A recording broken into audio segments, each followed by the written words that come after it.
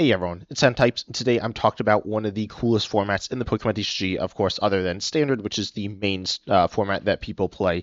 And this is the pre-release format. This is a really cool format, and well, the title may suggest that, this is, I don't know if I'd say negative, but a critical video, which, in some sense it still is an awesome format. It's a format I plan on playing when this set comes out, Perfect Order, or I guess before it comes out, and I'd highly recommend you do as well. It is a cool format. It's something I enjoy, something I plan on enjoying, continuing going forward. That being said, I do think there are some changes that could be made, or I don't know if actual changes. I don't know if I have the solution, but I do have a potential problem with it, in my opinion. Also, doing to say, before hopping into things, I am a little under the weather, so sorry if you can hear that in my voice. Yeah, so if my voice sounds funny, that is why. But yeah, I'm excited to hop into things for the pre-release format. Also, make sure you subscribe and like the video as well. That really helps support me in the channel. For the pre-release format, if you're not familiar, unsurprisingly, based on the name of it, it happens when set releases, and it's before that, right? And the reason I'm talking about this now actually is that the pre-release promos for Perfect Order were revealed. I actually was considering going over almost a full strategy guide for the Perfect Order pre-release, and tell me in the comment section if you would be interested in that. I actually looked around and couldn't find the kits. I was kind of expecting someone had like opened them early and like shown them, and I didn't see that. But anyways, we do have the 4 promos, which I guess I'll quickly go over in a second here. But this is, of course, as I said, an early release to a set, 2 weeks before a set comes out or so. You get these pre-release kits. Pre-release kits contain, I actually have it pulled up here on Bulbapedia, let me pull up a new one. Contains a 40 card playable deck for the pre-release format, and then it also includes 4 booster packs of the newest expansion. The 40 card deck is not made up of exclusively new cards from the new set, though there are a bunch of new cards, which I will talk about in just a second. Ultimately, you then use this kit to create a 40 card deck. You can also add basic energies if needed, and you play against other people in this format as well. And yeah, that's how it goes. It's fun. Honestly, in terms of actual price as well, it's generally like super fair. Especially considering that you're getting these cards early. I'd highly recommend it. I'd highly recommend it for new players. It's a great way to get into the Pokemon TCG. It's not, the decks aren't too complicated, and that is good. Ultimately, I like complicated, but understand this is a format for newer people, so making it a bit simpler is nice.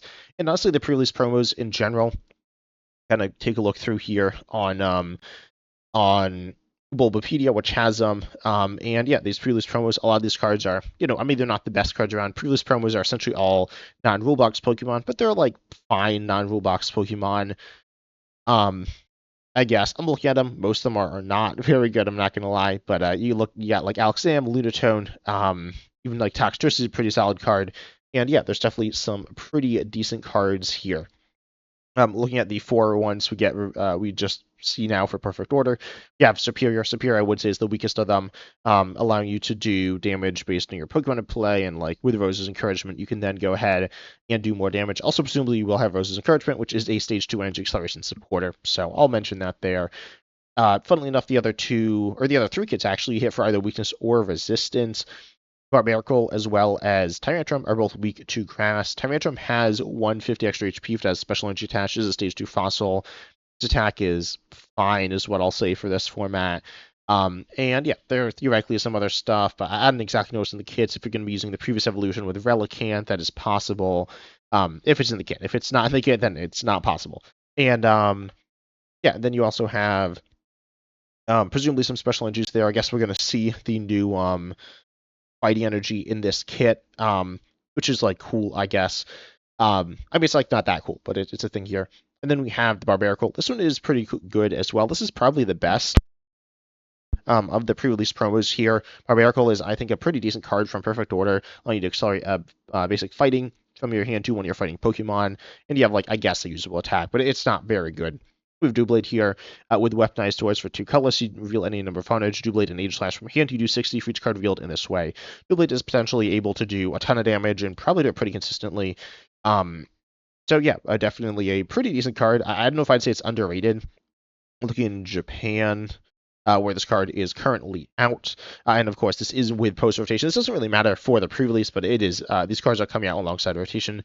Doublade hasn't seen that much play But I think it's a pretty good deck on a similar caliber to something like say Team Rock's Hounscrow or like Alex Sam. I mean, I think it's a decent deck. But ultimately, I'm not here reviewing these cards really. Though if you are playing the pre-release, it is relevant. Of course, then you'll see these pre-release kits are surrounded by cards from the set, right, as well as some other cards. As I said, you get a pack, or it was a bunch of packs within your kit. You get 4 packs, as well as a deck of 40 cards. As I said, you're making a deck of 40 cards. If you have a deck of 40 cards given to you, then you can make changes to that deck. You could theoretically completely take out literally every card from the deck, replace it with 40 new cards. You could, I guess, take out all the cards and just put in all the cards you pulled from your packs. That's really bad because you don't really have any energies. And it won't like be playable at all, but you technically could do that. Obviously, you're not going to put in a lot of cards from your packs, right? In terms of typing, you have a deck with really one type. And this is where it gets, we notice the difference between the pre-releases and the current ones from the Mega era, I believe. I believe Destined Rivals. We saw them, the decks being a little bit different here. I believe, I actually don't know when they started including decks in the box. Someone tell me in the comment section. I think it might be the Scarlet and Violet era, but I honestly don't know. When I say decks, that means like basic energies and a playable deck. But in the Sword and Shield era, we saw that there were cards from 2 kits. You get like a pack within your kit of like 20-something cards. So it's essentially the deck without the basic energies. And this is made up of 2 half sections, essentially. By the way, you have your pre-release promo. You'll get the promo as well as, a deck focused around, that promo. So in the older situation, though, you get one, of the 4 promos. Then you get a deck where half it's focused around the promo and half it's focused on another promo, which you didn't get. It's a little weird. You can end up with some really wacky lines with like more evolutions than basics, or like super thin and weird lines. But anyways, ultimately it gave you a deck that's a mishmash of 2 different decks. The decks didn't work as well, and I will be completely honest, the pre-release decks are better than they have been in the past, which is nice. You get, say, looking at Phantasmal Flames, the pre-release here, I went to this. I hadn't gone to a pre-release in a little while because I've just been busy when they happen to be going on. But ultimately, pre-release kits are really good, right? You look at this and you see getting Lily's Determination in all of them. You're getting, 3 copies or 2 or 3 in all of them, which is like one of the best cards in the game, if not the best card in the game, honestly. And then you look and you see like Ultra Ball. You see like a bunch of supporters and a bunch of items that are good. Not all of them are amazing, like Dusk Ball. Realistically, Grimsleeves maybe isn't that good. Switch is like fine, but realistically not that good. But the decks set up pretty well and do what they want to do quite well. And this is fun. In terms of gameplay, though, the decks are, they're only made up of 1 half, right? If we look at Mega Evolution, here are Phantasmal Flames, the decks are all 1 type. Looking at Destined Rivals, Journey Together, Stellar Crown, and even looking back for their battle styles, I will, for the rest of this video, not talk about Sword and Shield because that's, older. And I think Scarlet and Violet does a fine example enough on its own without talking about Sword and Shield. But you'll get 2 different kits. You can kind of combine them together and have something interesting. I went to the Stellar Crown pre-release. I don't know if I went to one between Stellar Crown and Phantasmal Flames, which is quite a while. I don't know why I didn't go for a while. As I said, I do like them, probably just the timing of it. But with these pre-releases, with Stellar Crown, I think I got Crabominable and Driftbloom, and I actually decided to completely cut Driftbloom. By the way, that was like not a good idea, but that's what I did, and I had a fun time with a fun deck. And people were playing different things. I will say this is more of a colorless focus group or set of cards than others. Like say Destined Rivals, we have what's the Weezing do? Okay, yeah, so none of these are colorless. They don't really have synergy with each other, but you are, piecing together 2 different things. And piecing together different things is interesting. This is because, as I said, this is a format introduced to introduce new players to the game. It doesn't have to be used for new players, and it should work for veteran players, but for newer players and for veteran players, deck building is an important part of the Pokemon TCG. And to be completely honest, with the 40 card decks where you have just 1 type of Pokemon, and one main line, maybe 2 lines. Saying they're optimized isn't quite true, but like, what are you going to put into the decks? For example, you got a 4/4 Serial Edge, and well, you could add more Serial Edges, but like, if they all get knocked out currently with the current counts in your deck, you lose, and you have like decent search for them. And then, I mean, what I guess you cut Moltres, which isn't very good. For the most part, the cards are pretty decent compared to the power level of the cards in the pre-release kits. These are pretty good. I will mention as well, pulling one EX can be really powerful in game warping at times. This isn't something related to the new versus old pre-release kits. But ultimately, I would say it's not a super fun experience. I mean, opening a cool card is a cool experience, but playing with that card, and then you're essentially playing like a whole different game. It doesn't mean it's super broken. It just means it's super swingy, and it usually is pretty broken if you get it set up. And then a lot of times you just won't get it set up. Sometimes it like doesn't really fit in your deck at all. In that situation, you're going to end up oftentimes not playing it, which is like kind of boring, right? Not playing a cool card you pulled, or you'll end up really warping your deck to play it.